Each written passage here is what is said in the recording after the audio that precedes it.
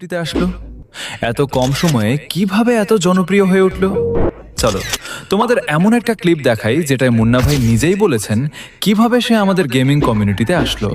ভিডিওটা দেখার আগে তোমাদের কাছে আমার একটাই চাওয়া, আমরা কিন্তু 40,000 ফ্যামিলির অনেক কাছাকাছি আছি। তোমরা যারা আমাকে এখনো ফলো করো নাই, তোমরা একটু কষ্ট করে ফলো করে আমাদের ফ্যামিলির মেম্বার হয়ে যাও।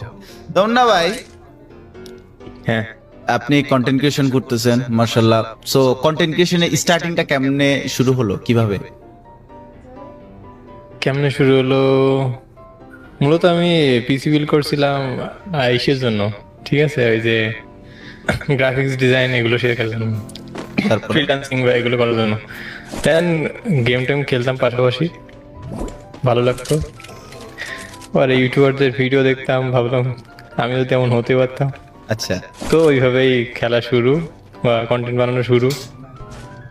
22-এর দিকে বানাইছিলাম, বাট ওই সময় তো বুঝতাম না। আর তারপরে কলেজ শেষ করে আমি ভাবছিলাম 1 বছর গ্যাপ দিব।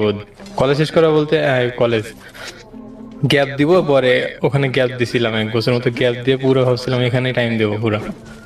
তো দিছিলাম, তারপরে হয়ে গেছে কেমনে কেমনে কেমনে কেমনে হয়ে গেছে? একটা একটা একটা একটা ট্রাই করতে করতে হয়ে গেছে।